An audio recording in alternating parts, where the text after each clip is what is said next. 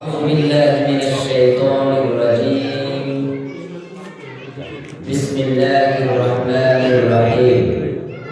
والعصر إن الإنسان لفي خسر إلا الذين آمنوا وعملوا الصالحات وتواصوا بالحق وتواصوا بالصبر. وقال تعالى: إنما الصدقات للفقراء والمساكين والعاملين عليها والمؤلفة قلوبهم وفي الرقاب والغارمين وفي سبيل الله وابن السبيل فريضة من الله والله عليم حكيم. القرآن যাবতীয় প্রশংসা সমস্ত তারিফ মহান রব্বুল ইজ্জত আল্লাহ সুবহানাহু ওয়া তাআলার জন্য, যিনি তার অত্যন্ত মেহেরবানিতে তার দিন সম্পর্কে জানা বোঝা ও আমলের উদ্দেশ্যে আজকে আমাদেরকে এখানে উপস্থিত হওয়ার সুবর্ণ সুযোগ দান করেছেন। আমরা সেই মহান রব্বুল ইজ্জত আল্লাহ সুবহানাহু ওয়া তাআলার সন্তুষ্টির উদ্দেশ্যে শুকরিয়া সুযোগ আদায় করি আলহামদুলিল্লাহ। অতঃপর শত কোটি দরুদ ও সালাম বর্ষিত হোক সমস্ত নবী ও রাসূলগণের প্রতি, বিশেষ করে শেষ নবী মুহাম্মদুর রাসূলুল্লাহ সাল্লাল্লাহু আলাইহি ওয়াসাল্লামের উপর অজস্র ধারায় বর্ষিত হোক দরুদ ও সালাম। আমরা সকলেই সংক্ষেপে বলি সাল্লাল্লাহু আলাইহি ওয়াসাল্লাম। সুদীর্ঘ সময় আজকের এই প্রোগ্রামের শুরু থেকে আপনারা অপেক্ষা করছেন। সময় অনুযায়ী অতিথিবৃন্দগণ আলোচনা রেখেছেন, আপনারা শ্রবণ করে চলেছেন। শীতের বেলা এবং গত কয়েকদিন কনকনে ঠান্ডা, তা উপেক্ষা করে আল্লাহ সুবহানাহু ওয়া তাআলার অশেষ মেহেরবানিতে আমরা যে এখানে উপস্থিত হতে পেরেছি, এজন্য আমরা করি আলহামদুলিল্লাহ। আজকে আলোচকবৃন্দ আলোচনা রেখেছেন। আজকের আলোচ্য বিষয় ধার্য ছিল ইসলামিক অর্থনীতি। এই বিষয়ের উপরেই একটি ডাক দেওয়া হয়েছিল। রুহুল কুদ্দুস নবী হাফিজাহুল্লাহ দ্বারা পরিচালিত আলিমিয়া রিসার্চ ফাউন্ডেশন তিনকুমার এবং আল-নুসরা একাডেমি, যে ইসলামিক শিক্ষা কেন্দ্র, তাকে কেন্দ্র করে আজকের এই প্রোগ্রাম। আমরা এখানে গত কয়েক বছর আগে এসেছিলাম, তখন এই জায়গাটা ছিল শূন্য, কোনো ঘরই ছিল না। তারপর আমরা কয়েক বছর আগে আসলাম, এখানে সুন্দর একটা ইবাদত গৃহ, আল্লাহর ঘর, মসজিদ নির্মাণ হয়েছে। তারপর যখন আমরা আবার আসলাম, পাশাপাশি আরেকটা শিক্ষা কেন্দ্র আল-নুসরা একাডেমি প্রতিষ্ঠিত হয়েছে। এই জায়গাটা সময় অনুযায়ী, সময়ের চাহিদা অনুযায়ী গড়ে উঠছে। এতে নিশ্চয়ই আমরা কম বেশি কিছু আনন্দিত। আপনারা যারা উপস্থিত আছেন, আপনারাও নিশ্চয়ই আনন্দিত, খুশি না বেজার? আপনারা খুশি? আলহামদুলিল্লাহ, আমরা কম বেশি খুশি। তো এই যে প্রতিষ্ঠান এখানে গড়ে উঠল, এর পিছনে তো অনেক কষ্ট, অনেক ক্লেশ, অনেক ঘাম ঝরানো, সময়ে একটা বিরাট বড় ঘটনা, বিরাট বড় ইতিহাস এর সাথে সাথে তৈরি হচ্ছে, যেটা হয়তো কোনো এক সময় এই সমাজ ব্যবস্থায়, এই রাজ্যে, এই দেশে, এই পৃথিবীর বুকে ইতিহাস হিসেবে চর্চিত হবে। কারণ ডান পাশে তাকিয়ে দেখছি, বাম পাশে তাকাচ্ছি, সামনে দেখছি ফাঁকা মাঠ, এপাশে করলা চাষ, উচ্ছে চাষ, আলু চাষ, সরিষা চাষ। এই জমিটাও ঠিক তেমনি হয় বেগুনের মাঠ অথবা পটলের ক্ষেত, অথবা সরিষার গাছ শোভা পেত। কিন্তু সেখানে এখন এই সরিষা যারা বপন করে, যারা চাষ করি, আমরা মানুষ, এই পৃথিবীর সর্বশ্রেষ্ঠ সৃষ্টি, তাদের চাষ হচ্ছে। কেউ যদি উচ্ছে করলাটাকে মূল্যায়ন করে, সে জানে ওর কেজি 50 টাকা, 60 টাকা, 100 টাকা, 150 টাকা, কম বেশি কিছু। কেউ বাজার থেকে আলু, পেঁয়াজ, বেগুন, তরি তরকারি কিনি, তাই আমরা জানি কখনো বেগুনের দাম 60, 70, 80, কিছু কম বেশি। কখনো আমরা মূল্যায়ন করে বলি এখন সবজির দাম অনেক বেশি, কিন্তু আমরা কখনো এই মূল্যায়ন করি না যে আমরা যে মানুষ, আমাদের মূল্য কতটা। যদি আমরা ঠিকই মানুষ হিসেবে আমাদেরকে মূল্যায়ন করতাম, স্ব অবস্থানে, স্ব ক্ষেত্রে নিজেকে সবাই যদি একটু করে মূল্যায়ন করতাম, তাহলে কিন্তু আমরা এই যে সবজি বাজার, এই যে খাদ্যদ্রব্য সামগ্রীর বাজার, তাকে আমরা সঠিকভাবে কাজে লাগাতে পারতাম। কারণ আমরা পৃথিবীর কোন দ্রব্য সামগ্রীর দ্বারা পরিমাপযোগ্য নই। আমরা হলাম আশরাফুল মাখলুকাত, সৃষ্টির সর্বশ্রেষ্ঠ আল্লাহ সুবহানাহু ওয়া তাআলার ঘোষণার মাধ্যমে। তো এই যে আমাদের অবস্থানটা কিসের ভিত্তিতে এটা হলো, তার অন্যতম একটা নিদর্শন, একটি উপমা, একটি উদাহরণ, একটি বাস্তব দিক, সেটা হলো এই তিনকুমারে আজকের যে ঘর, মসজিদে, যে শিক্ষা প্রতিষ্ঠানের প্রাঙ্গণে আমরা আজকে আছি, এটা একটা নিদর্শন। পৃথিবীর অন্য কোন সৃষ্টির এই সক্ষমতা নেই যে তারা একটা উচ্চে ক্ষেতকে, একটা বেগুনের চাষযোগ্য জমিকে একটা আল্লাহর ইবাদত গৃহে পরিণত করতে পারে। তাদের কারোর এই সক্ষমতা আল্লাহ সুবহানাহু ওয়া তাআলা দেননি যে তারা একটা কচু চাষের জমিকে একটা শিক্ষা কেন্দ্র তৈরিতে তারা সক্ষম। এই সক্ষমতা আল্লাহ সুবহানাহু ওয়া তাআলা দেননি, সাধারণভাবে দেননি। সমগ্র ফেরেশতা তারা যদি মিলে তারা চেষ্টা করে, আল্লাহ সুবহানাহু ওয়া তাআলা তাদেরকে সেই সুযোগ দেননি। আর অনেক সৃষ্টি আছে, বিজ্ঞান বলছে এলিয়েন আছে, তারাও যদি চেষ্টা করে, তো আমরা মনে করি যে তাদের দ্বারা এটা সম্ভব নয়। কিন্তু আমরা এই ভাঙাচুরো, হালকা পাতলা, ভারী মোটা তাজা, কিছু সময় খাই, কিছু সময় পড়ি, কিছু সময় না খেয়ে থাকি, এই জরাজীর্ণকার মানুষগুলি আমরা 10 মিলে কোনো কাজ করলে সেই কাজটা আল্লাহ যে বরকত দেয়, তার এক বাস্তব নিদর্শন এই তিনকুমারের মসজিদ, এই আল মুসলিহ একাডেমি। হয়তো এখানে রুহুল কুদ্দুস নাকভী সাহেবের অবদান কিছু বেশি, হয়তো সেলিমুল্লাহ সাহেব, সরদার সাহেবের অবদান কিছু বেশি, আমার অভিভাবক আলম ভাইয়ের অবদান বেশি, আমাদের মঞ্চে উপস্থিত অতিথিবৃন্দদের অবদান বেশি, কিন্তু আমরা যারা সাধারণ শ্রোতা, আমাদের কিন্তু অবদান কোনো অংশে কম নয়। কারণ আজকে এখানে 10টা 15টা অতিথিদের শোভাবর্ধনকৃত চেয়ার, এটা পরিপূর্ণ আছে, কিন্তু আপনারা যদি এখানে আসন গ্রহণ না করতেন, তাহলে আমরা অতিথি যারা এখানে আছি, আমাদের কারো মনটা তৃপ্ত হতো না। তাহলে আপনাদের এই বসে থাকা, এটা যে বড় অবদান, এটা আমি অনস্বীকার্যভাবে স্বীকার করছি রুহুল কুদ্দুস নাকভী ভাইয়ের পক্ষ থেকে, অতিথিদের পক্ষ থেকে, এবং এই আলিমিয়া রিসার্চ ফাউন্ডেশনের পক্ষ থেকে, আল মুসলিহ একাডেমির পক্ষ থেকে। সার্বিকভাবে সর্বাঙ্গীন আপনাদের উপস্থিতি, আমরা আপনাদেরকে সেই আপ্যায়ন করতে পারব, সেই মেহমানদারির আয়োজন আমাদের নেই, আমাদের সাধনে কিন্তু সার্থক। জিজ্ঞেস না করে এটা বুঝতে হয়, যেখানে জমি আছে, মাঠ আছে, গ্রামে অনেক জনগণ আছে, কিন্তু সুন্নি আকীদার জনগণ খুব কম। তাই বলে যে তাদেরকে ঘৃণা ভরে বলে ঠেলে দেব, কাজের সময় নেই কেন, খাওয়া দাওয়ার সময় ভিড় কেন, এই প্রশ্ন আমরা তুলতে পারি না।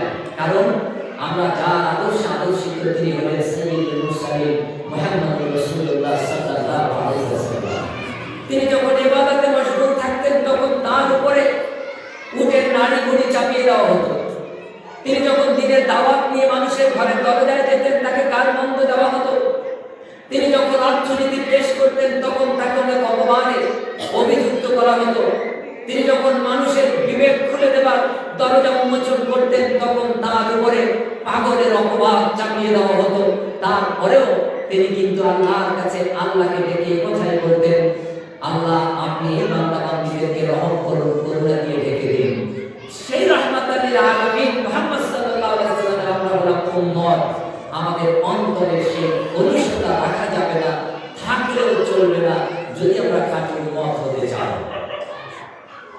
এটা খাঁটি উম্মতের একটি বৈশিষ্ট্য যে আমরা এই পৃথিবীর উর্বর জমিকে, পৃথিবীর মানুষদেরকে প্রকৃত মানুষ হিসেবে গড়ে তোলবার জন্য আমরা চাষাবাদ করব।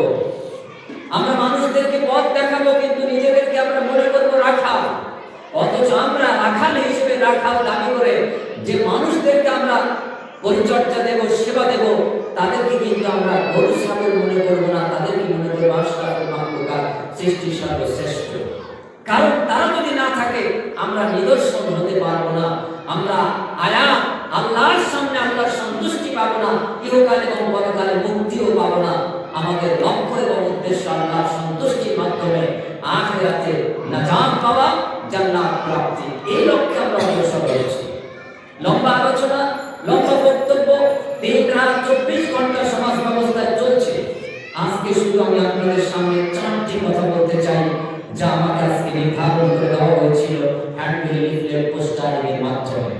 ইসলামী অর্থনীতির ভিত্তি মুহাম্মদ সাল্লাল্লাহু আলাইহি ওয়াসাল্লাম যে রাষ্ট্র ব্যবস্থা কায়েম করেছিলেন, সেই রাষ্ট্র ব্যবস্থাটা কিসের উপরে দাঁড়িয়েছে, প্রতিষ্ঠিত ছিল কিসের উপরে? আমি একেবারে সংক্ষিপ্তভাবে 2-4 মিনিটে এই কথাগুলি আপনাদের সামনে বলেই আমি আমার মূল লক্ষ্য এবং উদ্দেশ্য আন্দোলন একাডেমিকে একটু মূল্যায়ন করবার চেষ্টা করব।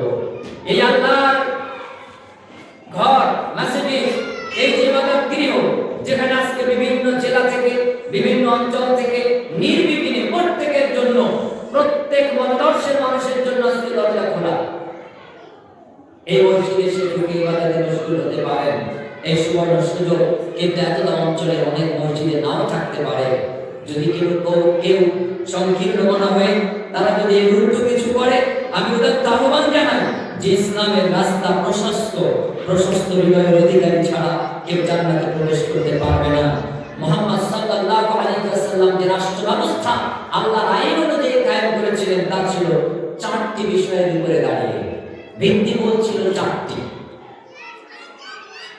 তার 1 নাম্বার, সেটি ছিল কৃষি উৎপাদন। ডান দিকে সেই বরকতপূর্ণ জমি আমরা দেখতে পাচ্ছি। আল্লাহ এই জমি সমূহে আপনি পরিপূর্ণ বরকত দিয়ে সারা পৃথিবীর মানুষকে, ভারতবাসীকে, পশ্চিম বাংলাবাসীকে, দক্ষিণ 24 পরগনার মানুষকে, দ্বীপ কুমারবাসীকে, এতটা অঞ্চলের প্রত্যেকটি চাষিকে আল্লাহ আপনি যেমন মুহাম্মদ সাল্লাল্লাহু আলাইহি ওয়াসাল্লামের জামানায় চাষাবাদে বরকত দিয়েছিলেন, আমরা সেই পরিকল্পনা আজকে যারা বোঝার জন্য একত্রিত হয়েছে, আপনি আমাদের উপরে অনুরূপ বরকত দান করে আমাদেরকে ধন্য করুন বলে আমিন। 2, রাসূলুল্লাহ সাল্লাল্লাহু আলাইহি ওয়াসাল্লামের রাষ্ট্র ব্যবস্থার দ্বিতীয় ভিত্তি, সেটি ছিল বাণিজ্য ও ব্যবসা। এখানে অনেকেই আছে, আমরা ক্ষুদ্র ব্যবসায়ী, কেউ মাঝারি ব্যবসায়ী, কেউ আলহামদুলিল্লাহ বড় বড় ব্যবসায়ী। আল্লাহ আমাদের প্রত্যেকের ব্যবসায় আপনি বরকত দিন, আমাদেরকে পরিপূর্ণ বরকত দিয়ে ধন্য করুন আমিন সুম্মা আমিন। 3, উৎপাদনশীল অর্থনীতি। এমন অর্থনীতির ভান্ডার গড়ে তোলা, যে পলিসি, যে প্ল্যানিং মুহাম্মদ সাল্লাল্লাহু আলাইহি ওয়াসাল্লাম দিয়েছিলেন সাহাবীদের সামনে, আপামর জনসাধারণের সামনে, যে অর্থনীতিতে উৎপাদন হয়, উৎপাদনের মাধ্যমে অর্থনীতির বৃদ্ধি ঘটানো, এটাই ছিল ব্যবস্থা। আজকে যেমন আমরা রাষ্ট্রীয় পর্যায়ে দাবি শুনি, মিডিয়া বিশ্লেষকদের কাছে বিশ্লেষণ শুনি শিল্পায়ন, শিল্প ব্যবস্থা। কিন্তু মুহাম্মদ সাল্লাল্লাহু আলাইহি ওয়াসাল্লামের জামানায় এই কলকারখানার প্রযুক্তি ছিল না, কিন্তু মানুষের ব্রেন, মেধাশক্তিকে কাজে লাগিয়ে এবং উর্বর জমি চাষাবাদকে কাজে লাগিয়ে যে অর্থনীতি তিনি চালু করেছিলেন, সেই অর্থনীতি ছিল উৎপাদনশীল বাণিজ্য ব্যবস্থা, অর্থনীতি ভিত্তিক ব্যবস্থা। 4, চূড়ান্ত ব্যবস্থা, যেটা রাসূলুল্লাহ সাল্লাল্লাহু আলাইহি ওয়াসাল্লাম আল্লাহর পক্ষ থেকে পেয়ে তিনি ধার্য করে ইসলামকে, ইসলামী রাষ্ট্র ব্যবস্থাকে কায়েম করেছিলেন, সেটি হলো সুদবিহীন অর্থনীতি। এই ভিত্তিটাকে তিনি দাঁড় করিয়ে অর্থনীতির একটা মেরুদণ্ড শক্ত করেছিলেন, যা মুহাম্মদ সাল্লাল্লাহু আলাইহি ওয়াসাল্লামের জামানার পূর্বের যত ঐতিহাসিকগণ আছেন, অর্থনীতিবিদ আছেন, তারা প্রত্যেকেই স্বীকার করেছেন যে আরবে কুরাইশ বংশে আব্দুল্লাহর পুত্র মুহাম্মদ নামক ব্যক্তি, আহমদ নামক ব্যক্তি এই সুদবিহীন অর্থনীতি চালু করার মাধ্যমে সে যে একটা স্থায়ী অর্থনীতি চালু করেছে এবং উদাহরণ পেশ করেছে, নিদর্শন লাভ করেছে, এটা তখন সারা বিশ্বে, সারা পৃথিবীতে প্রচারিত ছিল। রোমের শাসকগণ, পারস্যের শাসকগণ, এছাড়া আজকের যে ইউরোপ, আমেরিকা তথা পূর্বের দেশগুলি, জাপান পর্যন্ত এই আওয়াজ পৌঁছে গিয়েছিল, এই প্রচার হয়েছিল আধুনিক প্রযুক্তি না থাকা সত্ত্বেও যে মুহাম্মদ বিন আব্দুল্লাহ সাল্লাল্লাহু আলাইহি সাল্লাম এমন এক অর্থনীতি ব্যবস্থা চালু করেছে যা পৃথিবীর মানুষ আমরা এতদিন কল্পনা করতে পারিনি। তখন তারা বলতো যে মুহাম্মদ বিন আব্দুল্লাহ এই অর্থনীতি কিভাবে বাঁচিয়ে রাখবেন, এটাই ছিল তাদের একটা জিজ্ঞাসা, একটা প্রশ্ন। কেউ ভোট ধরবার জন্য, কেউ এটাকে বাধা সৃষ্টি করবার জন্য, আবার কেউ বা এটাকে হাস্যকর ব্যঙ্গাত্মক ভাবে উপহাস হিসেবে তারা পেশ করতেন। কিন্তু মুহাম্মদ সাল্লাল্লাহু আলাইহি সাল্লাম তিনি বললেন যে অর্থনীতির ধ্বংস হলো সুদ ভিত্তিক অর্থনীতি। তাহলে কি করতে হবে? এই বিকল্প ব্যবস্থা ইসলাম দিয়েছে, সেটা হলো যাকাত এবং ওষুধ। ফসল উৎপাদন হবে, তার ঘরে তুলবার আগে ওষুধ আদায় করতে হবে। কোরআনের সূরা কাহাফে আল্লাহ সুবহানাহু ওয়া তাআলা এই বিষয়ে একটা সুন্দর ঘটনা মানব জাতির শিক্ষণীয় হিসেবে উল্লেখ করেছেন। একদা কোন এক ঘোষক ঘোষণা করলেন, অমুকের জমিতে পানির প্রয়োজন, সেচের প্রয়োজন, পানির ব্যবস্থা করো। মেঘমালা চড়া হলো, বৃষ্টি শুরু হলো, মরুভূমি ভেদ করে নালা তৈরি হলো, নালা দিয়ে পানি, বৃষ্টির বর্ষণে পানি, সেই পানি জমির দিকে, বাগানের দিকে অগ্রসর হচ্ছে। যিনি ঘোষণাটা শুনলেন তিনিও নালার পাশ ধরে ছুটে চলতে থাকলেন, কোথায় যায় এই পানি। যে দেখলেন একটি সুন্দর আঙুর বাগানে এই পানিটা শেষ কার্যের জন্য পৌঁছে যাচ্ছে, তিনি এবার খোঁজ লাগালেন এই বাগানটা কার বা কাদের। তিনি খুঁজতে খুঁজতে মালিক পেয়ে গেলেন, তাকে জিজ্ঞেস করলেন, আমি তোমার কাছে জানতে চাই কি এমন বৈশিষ্ট্য তোমার আছে যে বৈশিষ্ট্যের কারণে আমি এই শুনলাম, এসে দেখলাম তোমার জমিতে, তোমার গাছের গোড়ায় পানি পৌঁছে যাচ্ছে, কি এমন আছে? তিনি তখন বললেন, না, আমার জানা মতে জ্ঞাত অবস্থায় এমন কোনো বিষয় আমার জানা নেই, তবে একটা বিষয় আমার আছে। আমি এই চাষের জমিতে যা চাষ করি, যে ফসল আমার হয়, আমি তা বাড়িতে আনার আগে 3 ভাগ করি। এক ভাগ আমি আগামী পরবর্তী মৌসুমের জন্য বীজ হিসেবে, চাষের খরচ হিসেবে রাখি। আরেক অংশ আমি আমার খোরাক, সারা বছরের পরিবারের খরচ হিসেবে রাখি। আরেক অংশ এই জমির আশপাশে অভাবী, দুস্থ, এতিম, মিসকিন, ফকির, অসহায়, যারা দারিদ্র, তাদের জন্য আমি বরাদ্দ করি। তাদেরকে আমি দান করে তাদের কাছে পৌঁছে দেই। আর আমার যেটা খরচ, পরিবারের বাজেট, সেটা বাড়িতে তুলে নিয়ে আসি। আর যেটা আগামী বছর, আগামী মৌসুমের জন্য খরচ হিসেবে, সেটা আমি মজুত করে সংরক্ষণ করি। ওই ব্যক্তি তখন বললেন যে নিশ্চিত আমি বুঝতে পেরেছি, এই জন্য আসমানের মালিক, বৃষ্টির মালিক, বৃষ্টির দায়িত্বশীল ফেরেশতাকে অর্ডার করেছেন এবং তিনি দায়িত্ব পালন করেছেন। এবং তিনি বললেন, আজ পর্যন্ত কোনোদিন শেষ কার্য আমার প্রযুক্তি ব্যবহার করে করতে হয়নি। এটাই হলো আল্লাহর দয়া, আল্লাহর করুণা। সুবহানাল্লাহ। আজ থেকে আমাদের এই চাষ, এই কৃষি, এই বিপণন ব্যবস্থায় সেই সঠিক যথার্থতা আছে। সেই রব, সেই মালিক, তিনি সেই দিনও রব ছিলেন, মালিক ছিলেন, আজও আছেন, কিয়ামত পর্যন্ত তিনি এই রব হিসেবেই থাকবেন। এটা তো বাস্তব। পরবর্তী সময়েও তিনি রব, একচ্ছত্র মালিকানা কেবল তাই। হুয়াল আউয়াল ওয়াল আখির ওয়াল যাহির ওয়াল বাতিন। তিনি আদি, তিনি অন্ত, তিনি গোপন, তিনি প্রকাশ্য। ইন্নাল্লাহা আলা কুল্লি শাইইন কাদির, ইন্নাল্লাহা সামিউন বাসীর। পবিত্র কোরআনে আল্লাহ সুবহানাহু ওয়া তাআলা শব্দগুলি বারংবার ঘোষণা করেছেন, যা দিয়ে তিনি আমাদেরকে বোঝাতে চেয়েছেন, আমাদেরকে তিনি সজাগ করতে চেয়েছেন। কিন্তু আমরা এগুলি বলি, কিন্তু যথার্থ প্রয়োগ কিন্তু আমাদের নেই। তাই আল্লাহ নবী সাল্লাল্লাহু আলাইহি ওয়াসাল্লাম সারা পৃথিবীর মানুষের সামনে উপস্থাপন করলেন সুদবিহীন যে অর্থনীতি সচল, সেই অর্থনীতি যাকাত এবং ওষুধ ভিত্তিক অর্থনীতি। 2, গনিমতের মাল এবং ফায়, যেটা হলো কর ব্যবস্থা। এই গনিমত এবং সরকারি আয়ের যে ট্যাক্স, এর মাধ্যমে দেশ চলবে, রাষ্ট্র ব্যবস্থা চলবে, মানুষ চলবে। এরপর আল্লাহ নবী সাল্লাল্লাহু আলাইহি ওয়াসাল্লাম আরেকটি বিষয় ধার্য করে দিলেন, সেটি হলো খনিজ সম্পদ থেকে যে সম্পত্তির মালিকানা কেউ পাবে, তার একটা নির্দিষ্ট অংশ জমা করতে হবে বাইতুল মাল ফান্ডে। এই বাইতুল মাল ফান্ডই ছিল তখন ব্যাংকিং ব্যবস্থা। এর পূর্বে কেউ এই পৃথিবীতে ব্যাংকিং ব্যবস্থা চালু করেনি। তখন সুদ ভিত্তিক অর্থনীতি ছিল। সুদের মাধ্যমে মানুষ ব্যবসা বাণিজ্য করত। কিন্তু ব্যাংকিং ব্যবস্থা ছিল না। আজকের দিনের যে ব্যাংকিং ব্যবস্থা, সুদভিত্তিক ব্যাংকিং ব্যবস্থা, এই ব্যবস্থা নয়, প্রকৃত ব্যাংকিং ব্যবস্থা যেটা, সেটা মুহাম্মদ সাল্লাল্লাহু আলাইহি সাল্লাম চালু করেছিলেন। সেই ব্যাংকে টাকা জমা হতো প্রত্যেকটি মানুষের আয়ের শতকরা 2.5%। আমি 100 টাকা আয় করলে তদানীন্তন সময় 2.5 টাকা ওই ব্যাংকে জমা দিতে হতো।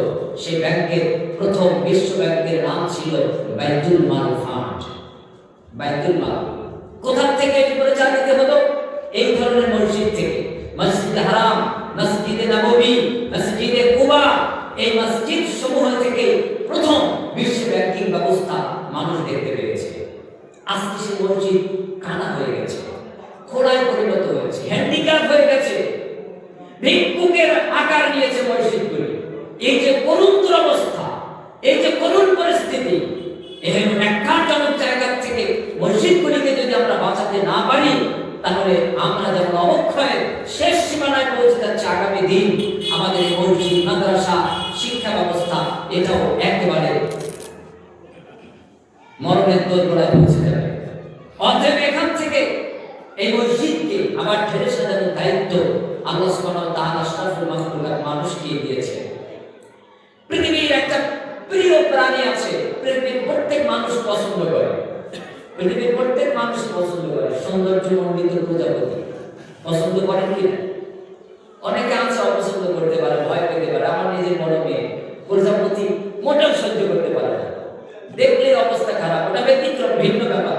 কিন্তু প্রজাপতির সৌন্দর্যে আমরা তো কম আকৃষ্ট হই না। অথচ প্রজাপতি কিসের থেকে তৈরি হয় সেটা যদি একটু চিন্তা করি, তো গায়ে হাত দিতে ভয় লাগবে। ভয় না লাগলেও ইতস্তত বন্ধ হবে। একটা শুঁয়োপোকা, একটা জোড়ালি, কি তার আকৃতি!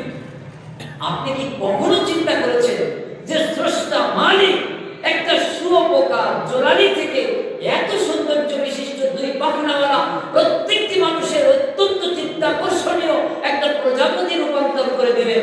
সেই মহান রব আমার আপনার মতন 40 কেজি ওজনের হালকা পাতলা মানুষকে দিয়ে কি করে দিতে পারে এই পৃথিবীতে, সেটা কোনোদিন আমরা চিন্তা করতে পারি না।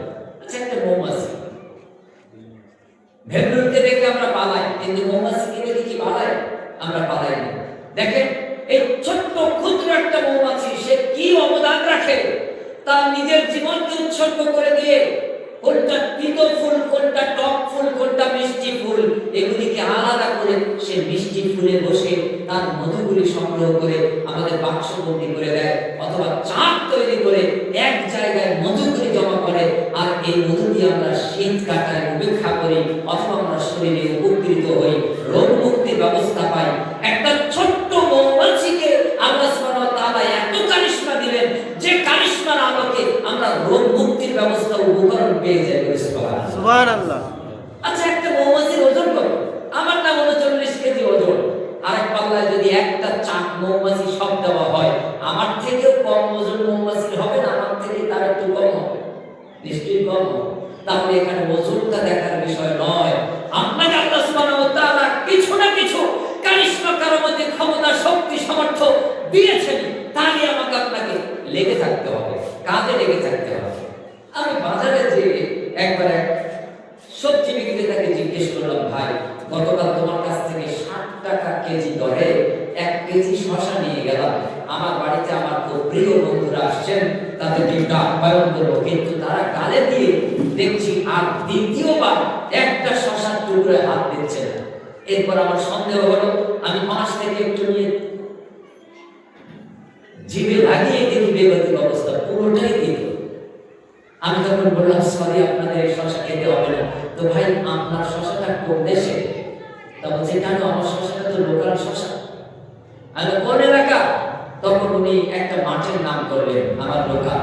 আমার জানাশোনা মতে ওই মাঠে সব থেকে বেশি উচ্ছে চাষ হয়, করলা চাষ হয়। আর তার পাশে একটা মেঠো রাস্তা আছে, সেখানে কিছু সরকারি গাছ আছে, নিম গাছ। আমি তখন মুস্কি এসে বললাম সবজি বিক্রেতা, ভাই, দোষ তোমার নয়, আপনার দোষ নয়, দোষ হলো ওই মাঠে ওই তিতো গাছের। কারণ এমনও কিছু কুয়ের মৌমাছি আছে যে মৌমাছি অনেক সময় নর্দমায় পড়ে, নোংরা জায়গায় পড়ে, তিতো ফুলেও পড়ে। এই নিম গাছের ফুলে অথবা এই উচ্ছে গাছে বসে ফুলে, এরপর যদি সে একটা মিষ্টি গাছে বসে বা মধুটা ওই আপনার পরাগটা বিলানোর জন্য শশা বাগানে যায়, তাহলে ওই শশাটা তিতো হয়। তখন উনি আমাকে আরেকটা ফর্মুলা দিলেন। এ কারণেও হয়, আরেকটা কারণ হলো যে আপনার ওই শশাটা যদি বেশি ঘষা মাজা হয় তাতেও তিতো হতে পারে। পরের যুক্তিটা আমার কাছে যৌক্তিক মনে না হলো, ওনার কাছ থেকে আমি নিলাম বিষয়টা, কিন্তু বিজ্ঞানসম্মত হলো মৌমাছির পরাগায়ন যদি তিতো ফুল থেকে শশার ফুলে আসে তাহলে শশাটা তিতো হয়, এটা বিজ্ঞান বলছে এবং যৌক্তিক বাস্তব।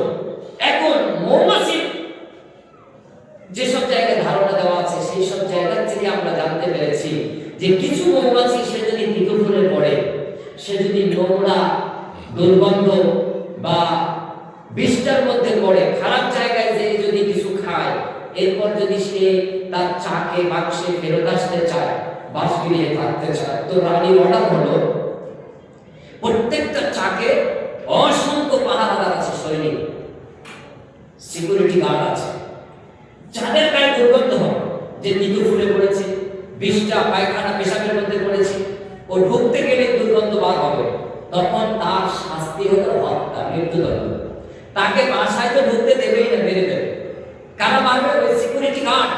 ওরা তাকে 3-4 জন 5 জনে ধরে কামড়ে ওখানে মেরে দেবে। এগুলো যারা মৌমাছির বাক্স চাষ করে, মৌমাছির মধু ব্যবসা করে, চাষ করে, তাদের দ্বারা জানা যায় দৈনিক ওই বাক্সের পাশে কমপক্ষে প্রত্যেকটা চাকে 18 থেকে 24টা মৌমাছি মৃত পাওয়া যায়। এবার বলবেন এত মরে, তাহলে মানে কি করে? হ্যাঁ, তাদের প্রোডাকশন আরো বেশি। রানী তার কোনো কাজ নেই, তার কাজ একটাই, সৈনিক মৌমাছিদের সাথে, পুরুষ মৌমাছিদের সাথে তার দাম্পত্য জীবন পরিচালনা করা। আর এই তার আরেকটি কাজ হলো এই পরিচালনা করা এবং প্রজনন প্রক্রিয়ায় বংশ বিস্তার করা। আল্লাহু আকবার। এই কোরআনের বর্ণনা, এই রাসূলুল্লাহ সাল্লাল্লাহু আলাইহি ওয়াসাল্লামের হাদিসের বিবরণ, এই ঘটনার গভীরে গেলে এই পৃথিবীতে যে কিভাবে আল্লাহ সুবহানাহু ওয়া তাআলা সুন্দর করে একটি রাষ্ট্র ব্যবস্থার পরিকাঠামো পরিচালনা করছেন আরশে বসে, এটা একটা বাস্তব নিদর্শন বিষয়। দুর্ভাগ্য সেই আলোচনা করার মতো কোনো ক্ষেত্র, কোনো জায়গা অন্ততপক্ষে মুসলিম সমাজে হয় না। আমি সাধুবাদ জানাই, ওই মাসুদ ডাক্তার আছে, আমি সাধুবাদ জানাই। একটা সুন্দর প্রোগ্রাম আমরা গত 1-2 বছর আগে করেছিলাম বুলবুল হওয়ার তত্ত্বপুকুরে, সব ধর্মের বিশেষজ্ঞ এক মঞ্চে। আবার এই ফেব্রুয়ারি মাসের 1 তারিখ 2026 ফেব্রুয়ারি 1 তারিখ 10টা থেকে 3টে পর্যন্ত খ্রিস্ট আলোচক, হিন্দু আলোচক, মুসলিম আলোচক, বৌদ্ধ আলোচক, আর যদি অন্য কোনো ধর্ম মতামত থাকে সব আলোচক স্টেজে থাকবে। শ্রোতাও সব ধর্মের, সব রকমের, সব ধারণা থাকবে। সেখানে আলোচনা হবে বিভিন্ন বিষয়ের উপরে, ধ্বংসাত্মক না, গঠনমূলক। কিন্তু দুর্ভাগ্য আমরা ধর্মীয় লেভেলে কোনো জায়গায় এই ধরনের আলোচনা আমরা পাই না। কোরআনে 5টা আয়াতের মাধ্যমে আল্লাহ সুবহানাহু ওয়া তাআলা রাষ্ট্র ব্যবস্থা চিত্রায়ন করেছেন, এঁকে দিয়েছেন, অঙ্কন করে দিয়েছেন। একটা শিশু বাচ্চাকে যদি 10 বছরের সামনে পেশ করা হয়, সেও ইসলামী রাষ্ট্র ব্যবস্থা বুঝতে সক্ষম।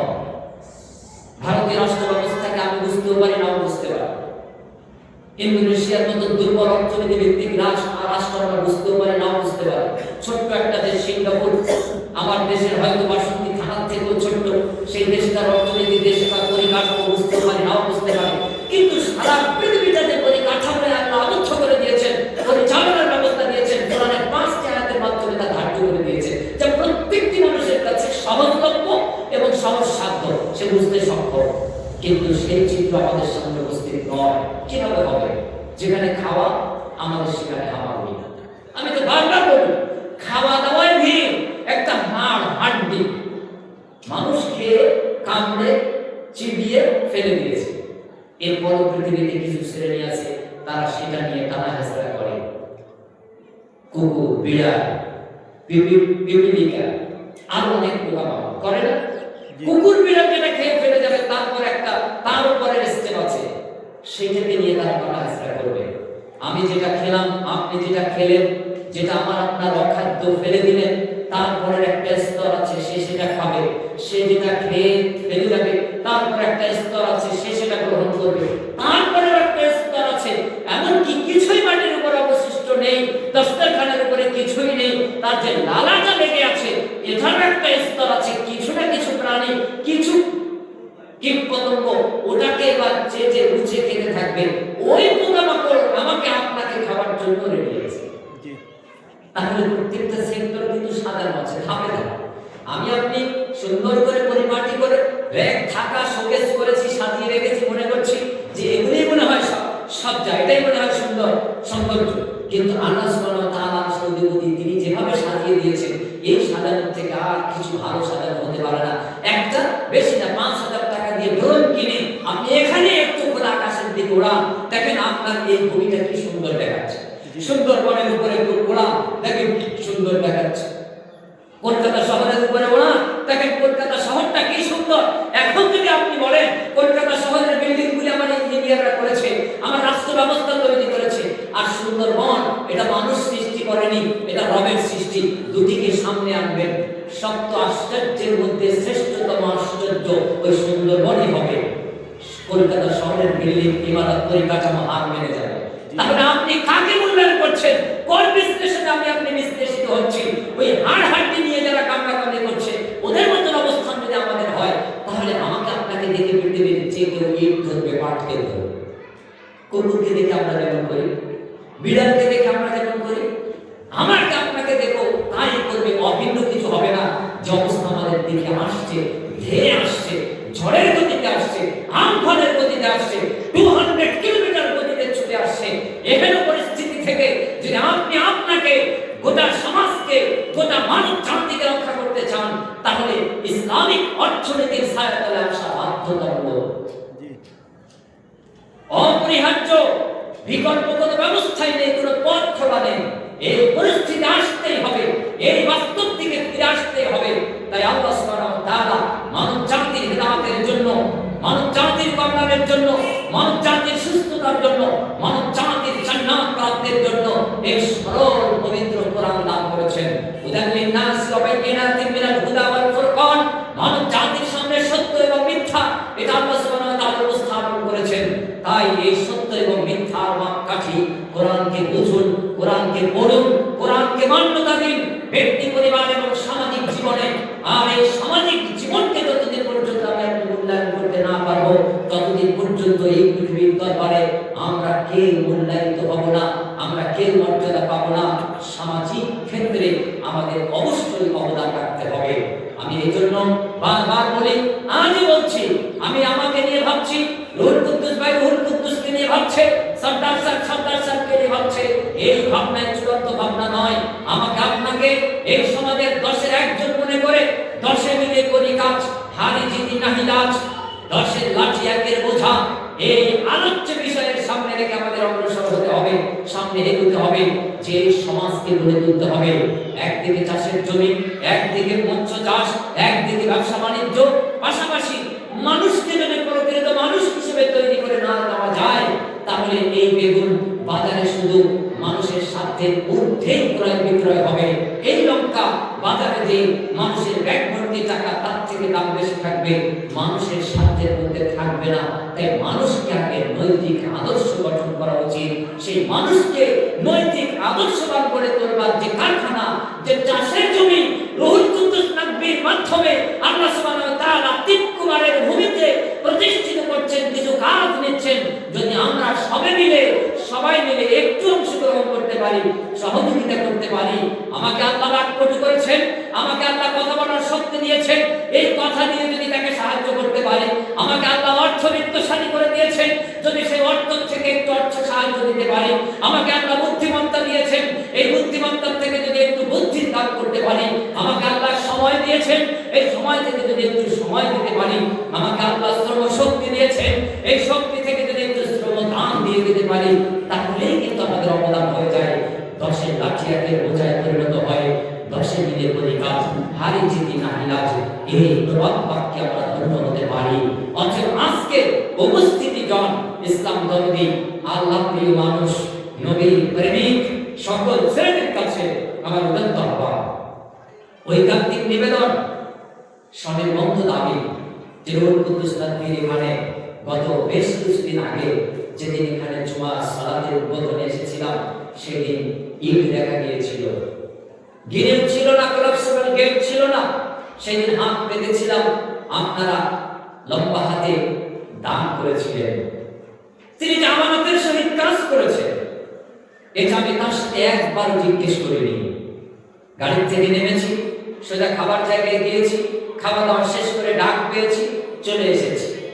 এসে দেখলাম গ্রিল লাগানো হয়েছে, কোলাপসিবল গেট হয়েছে, ভিতরটা প্লাস্টার হয়ে গেছে, ডান পাশের মসজিদের দক্ষিণ প্রান্তে ওযুখানা নির্মিত হয়েছে।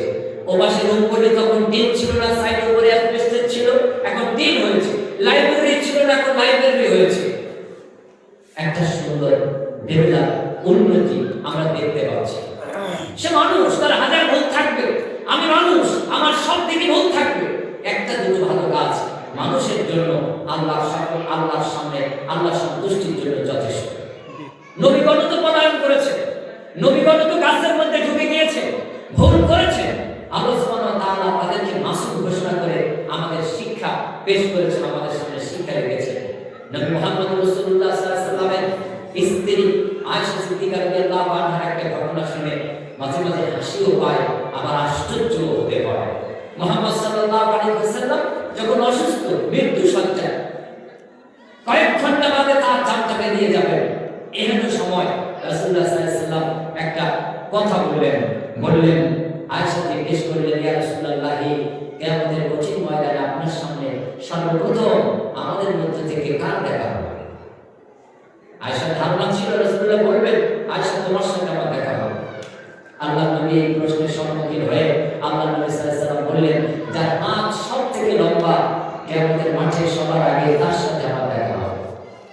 চিন্তা করেছেন, যার হাত লম্বা। আয়েশা রাদিয়াল্লাহু আনহা এই মহিষী নারী, আমাদের মা। আল্লাহু আকবার। একজন মহিলা মানুষ হয়ে এতগুলি হাদিস তিনি কিভাবে রপ্ত করলেন, মুখস্থ করলেন? এই হাদিসগুলি তিনি কিভাবে এবারত মুখস্থ রেখে সনদ সহ তিনি বর্ণনা করলেন। আল্লাহু আকবার কাবীরা। আজকে যদি আমার মাকে দিয়ে চিন্তা করি, আমার স্ত্রীকে দিয়ে চিন্তা করি, আমার সমাজের নারী জাতিকে দিয়ে চিন্তা করি, তাহলে আয়েশার মর্যাদা যে কত উপরে সেটা সাধারণভাবে বোঝা সম্ভব। আপনার বাড়ির মহিলাদেরকে দিয়ে একটু দেখুন তো।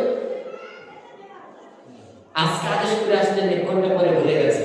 আর মা আয়েশা সিদ্দিকা রাদিয়াল্লাহু আনহা 11,000 শুধু মহিলাকে কোরআন শিখিয়েছে। সুবহানাল্লাহ। 11,000 মহিলাকে শুধু কোরআন শিখিয়েছে। হাদিস বর্ণনা করেছেন মহিলাদের মধ্যে সবচেয়ে বেশি পুরুষ এবং মহিলাদের দ্বিতীয় স্থানে তিনি। কি করে সম্ভব করলো? দাম্পত্য জীবনের গোপনীয় অধ্যায়, পবিত্রের অধ্যায়, সমস্ত হাদিসগুলি প্রায় শতকরা 75-80% হাদিস মা আয়েশা সিদ্দিকা রাদিয়াল্লাহু আনহার বর্ণনা। এই বর্ণনা যদি নাই থাকতো, ইসলাম অসম্পূর্ণ হয়ে যেত আমি মনে করছি। চিন্তা করতে পেরেছি? আয়েশা যখন এই কথা শুনলেন, হাতে একটা লম্বা লাঠি নিলেন। লাঠি নিয়ে তিনি রাসূলুল্লাহ সাল্লাল্লাহু আলাইহি ওয়াসাল্লামের বাড়ির ভিতরে সব ভূতরাখানায় ঢুকলেন, সব স্ত্রীদের ঘরে। যে এক স্ত্রীর নাম করে সম্পর্ক ডেকে ডেকে বলছেন, সামনে এসো, আমরা একবার আপনাদের মাথা থেকে বাহু পর্যন্ত পুরোটা ভেবে কাঁঠিতে দাগ মেরে মেরে, লাঠিতে দাগ মেরে মেরে ভেবে এবার সবার শেষ হয়েছে সামনে যে নিজের হাতটা পাচ্ছেন রাসূলুল্লাহ সাল্লাল্লাহু আলাইহি ওয়াসাল্লামের সামনে বলছেন, ইয়া রাসূলুল্লাহ, তাহলে আপনার সাথে আমার আর দেখা হবে না। কারণ আমি আপনার সব স্ত্রীদেরকে মেপে আসলাম, হাত খুলে দেখলাম সাউদা নামক স্ত্রীর হাতখানা লম্বা, অথবা আপনার সাথে কিয়ামতের মাঠে আমার আগে দেখা হবে না। আপনার আরেকজন স্ত্রীর হাত আমার হাতের থেকে লম্বা। আয়েশা সিদ্দিকা রাদিয়াল্লাহু আনহা চোখে পানি রেখে রাসূলুল্লাহ সাল্লাল্লাহু আলাইহি ওয়াসাল্লাম বললেন, আয়েশা, এই হাতের লম্বা নয়, যার দানের হাত লম্বা, কিয়ামতের মাঠে আমি নবী তার সাথে দেখা করব। সুবহানাল্লাহ। আমরা হাত মাপি, শরীরের ওজন মাপি, শক্তি মাপি, অর্থবিত্ত মাপি। মুহাম্মদ সাল্লাল্লাহু আলাইহি ওয়াসাল্লাম সুস্থ অবস্থায় তার মহিষী স্ত্রীদের সামনে প্রকাশ করে দিলেন, লম্বা হাত যার, সে আমার সামনে কাল কিয়ামতের মাঠে দেখা পাবে, অর্থাৎ সুপারিশ পাবে, তার সাহায্য এগিয়ে আসবে। আপনার আমার অবস্থা কি? বিশ্বনবী মুহাম্মদ সাল্লাল্লাহু আলাইহি ওয়াসাল্লাম বলেন, যার দানের হাত লম্বা, যার দানের হাত লম্বা। একজনের দুটো স্ত্রী থাকলে মারামারি হয়, তার বেশি থাকলে তো বাড়িতে চেকারি দেয়। যারা একটা স্ত্রী সুসন্তুষ্ট নয়, মা বোনদের আলোচনা শুনে তাদের মনটাকে কত বৃহৎ আকার দেওয়া উচিত, সেটা এই হাদিস থেকে বোঝা শিক্ষা নেওয়া জরুরি। অতএব একদা অঞ্চলের আজকে উপস্থিতি কম যারা, এই গ্রামের মানুষ যারা আওয়াজ পাচ্ছেন, আমি তাদের জন্য একান্ত দাবি রাখছি যে মসজিদ কোনো এক শ্রেণীর মানুষের নয়, এই মসজিদের দরজা প্রত্যেকটি মানুষের জন্য খোলা, নারী পুরুষ উভয়ের জন্য খোলা, ছোট বড় আমার বনিতা প্রত্যেকের জন্য খোলা। এই মসজিদকে যারা হজম করতে পারছেন না তাদের জন্য দরজা খোলা। এই মসজিদ সাধারণ অন্য কোনো মসজিদের মতো নয়, এটা আলিমিয়া রিসার্চ ফাউন্ডেশন দ্বারা পরিচালিত। এই মসজিদ আপনার জন্য গবেষণাগার, এই মসজিদ আপনার জন্য দারিদ্র্য বিমোচন প্রকল্প, এই মসজিদ আপনার জন্য শিক্ষা কেন্দ্র, এই মসজিদ আপনার জন্য দাওয়া সেন্টার, এই মসজিদ আপনার জন্য blood donation camp, medical camp, এই মসজিদ আপনার জন্য এলাকার ঝড় ঝঞ্ঝা আমফান এই সময় আশ্রয় কেন্দ্রে রূপান্তরিত হবে। যে মসজিদ রাসূলুল্লাহ সাল্লাল্লাহু আলাইহি ওয়াসাল্লাম প্রতিষ্ঠিত করেছিলেন মক্কা মদিনায়, মসজিদে নববী, মসজিদে হারাম, মসজিদে কুবা আর অসংখ্য মসজিদের ইতিহাস রয়েছে। যে সমাজে মসজিদ আছে আরো, সেই মসজিদগুলি কিন্তু নামাজের পর তালাবদ্ধ হয়ে যায়। আমি রুহুল কুদ্দুস ভাই তাদেরকে বলবো যে আপনার মসজিদে গোপালপুরের তালা কিনবেন না, প্রয়োজনে 50,000 টাকা দামের মাইকের সেট মসজিদে রাখবেন না। মসজিদের দরজা খোলা থাকবে, 24 ঘন্টা খোলা থাকবে। 24 ঘন্টা মসজিদে মানুষ প্রবেশ করতে পারবে, নফল সুন্নাত ইবাদত করতে পারবে, কোরআন তেলাওয়াত করতে পারবে। আরবি, বাংলা, ইংরেজি, উর্দু, ফারসি, সংস্কৃত, হিন্দি যে ভাষা যে জ্ঞান প্রয়োজন সে নিতে পারবে। এর জন্য এটা গবেষণাগার হিসেবে এটাকে ব্যবহার করতে হবে। যদি সেটা সম্ভব হয় আর 10টা মসজিদের সাথে এটার পার্থক্য সূচিত হবে, মানুষ এটাকে মূল্যায়ন করে একদিন না একদিন ভুল বুঝে সে মসজিদে ফিরে আসবে ইনশাআল্লাহ। অতএব আপনাদের কাছে আমি শেষ লগ্নে এসে বেশ কিছু নয়, যার যতটুকু সমর্থ আছে আমি একটু হাত বাড়ানোর আবেদন রাখছি, অনুরোধ করছি। লম্বা সময় নেব না। আজকে যদিও বা 6টা সাড়ে 6টা পর্যন্ত প্ল্যানে, আমি বলবো মাগরিবের আগেই এই প্রোগ্রাম শেষ করার জন্য, পরিকল্পনা শেষ করবার জন্য। এখানে আমাদের কয়েকটি লক্ষ্য এবং উদ্দেশ্য ছিল, যেন রুহুল কুদ্দুস ভাই শিক্ষক উপেক্ষা করে আমার ওখানে বাইক নিয়ে ছুটে যে অথবা বিভিন্ন সময় আলোচনার মাধ্যমে এসেছে। 1 নাম্বার হলো যে এই শিক্ষা প্রতিষ্ঠানটাকে কিভাবে উন্নত করা যায়। মসজিদ যতটুকু হয়েছে, প্লাস্টার হয়েছে, এবার একটু রং লেপে দিতে পারলে আলহামদুলিল্লাহ, এবার থাকলো বেঁচে যায়। আমি বলি প্রয়োজনে টাইলসের প্রয়োজন নেই, মার্বেলের প্রয়োজন নেই। এই অর্থ করে দিয়ে আপনি আপনার শিক্ষা প্রতিষ্ঠানটাকে ঢেলে সাজান। এই শিক্ষা প্রতিষ্ঠানে এতটা অঞ্চলের 200, 300, 400, 500 বাচ্চাদেরকে আপনি জায়গা দিন, সেই সিট ক্যাপাসিটি করুন। যদি আজকে উপস্থিত জনের মধ্যে আমাদের সম্মতি থাকে, আমাদের সহযোগিতা থাকে, ইনশাআল্লাহ উনি যে দৌড়াতে পারেন, ওনার যে শ্রম আছে, আলহামদুলিল্লাহ উনি সামনে আছেন, আমি প্রশংসা করছি, ইনশাআল্লাহ তিনি সেই শ্রম দিতে পারবেন। আমরা কি রাজি আছি? আমরা কি চাই এই উর্বর অনগ্রসর এলাকার মধ্যে একটা সুন্দর আধুনিক মানসম্মত শিক্ষা প্রতিষ্ঠান গড়ে উঠুক? আমরা যদি সেটা চাই তাহলে আমাদের সর্বাঙ্গীনভাবে এগিয়ে আসতে হবে। দক্ষিণ 24 পরগনায় আমরা বারবার হোঁচট খাচ্ছি। সেই হোঁচটের অনেকগুলি দিক হলো অনৈক্য, অনেকগুলি দিক হলো আমিত্ব, অনেকগুলি দিক হলো আমার হাতে কিছু থাকতে হবে স্টেয়ারে। আমার গবেষণায় এটা দেখেছি, আমার চিন্তা চেতনা আমি দেখেছি যে আমি নেই ওখানে হবে না, আমার হাতে স্টেয়ারিং নেই আমি ওখানে নেই, ওরা করেছে ওখানে আমাদের যাওয়া যাবে না। এই দ্বন্দ্ব যতদিন থাকবে ততদিন আমরা উন্নতি করতে পারবো না। অতএব আমিত্ব ছেড়ে দে, নাম ছাড়া কাজ করো, নাম ছাড়া কাজ করো। স্টেয়ারিং হাতে নিয়ে আরেকজনের পিছনে আছে আমি হেল্পার, আমি তাকে সাহায্য করব। আল্লাহর যদি খুশি চাই, এটাই আমাদের নীতি আদর্শ হওয়া উচিত। এই জায়গায় যেদিন আসবেন ইনশাআল্লাহ মালদার মতো, মুর্শিদাবাদের মতো এই দক্ষিণ 24 পরগনার শিক্ষা প্রতিষ্ঠানের অভাব হবে না। এই যে আপনার আজকে যে আমাদের প্রধান অতিথি ছিলেন আব্দুর রহমান আল আদি মাদানী হাফেজাহুল্লাহ, ওনার যে মালদা ডিস্ট্রিক্টে একটা থানা আছে হরিশ্বরপুর, শত শত শিক্ষা প্রতিষ্ঠান, শত শত মাদ্রাসা, অবাক হয়ে শত শত মাদ্রাসা। ওই যে ছোট্ট আমাদের বক্তা আছে না মনিরুদ্দিন প্রতিবন্ধী, দেবসুর নামে পরিচিত, শ্রদ্ধাকারী করছে, উনিও একটা মাদ্রাসা চালান, চিন্তা করতে পেরেছে। আর আমরা দক্ষিণ 24 পরগনায় এতগুলি তরতাজা হাতওয়ালা পাওয়ালা মানুষ, কানা নয়, খোলা নয়, কুজো নয়, হ্যান্ডিক্যাপ নয়, সবাই মিলে একটা প্রতিষ্ঠান চালায়। একটা প্রতিষ্ঠান আছে সে ভালো চলে না, আবার 20খানা প্রতিষ্ঠান হয়ে যায়। কিসের কারণে? আমি গঠনমূলক শ্রদ্ধা থেকে কথা বলছি। ওই প্রতিষ্ঠানে আমি নেই কিন্তু আমার প্রতিষ্ঠান, ওই প্রতিষ্ঠানের কমিটিতে আমি নেই কিন্তু আমার প্রতিষ্ঠান, ওই প্রতিষ্ঠানে আমার কোনো ক্ষেত্র নেই কিন্তু আমার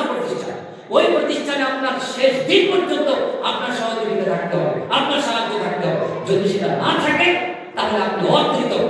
লাইন শাকারতুম লাযিদান্নাকুম ওয়া লাইন কাফারতুম ইন আযাবি লাশাদীদ। এটা তো আল্লাহর কথা, আল্লাহর গজব আসবে।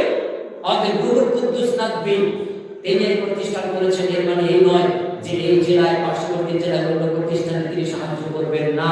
ওই প্রতিষ্ঠানে ডাকলেও তাকে যেতে হবে, না ডাকলেও তাকে যেতে হবে।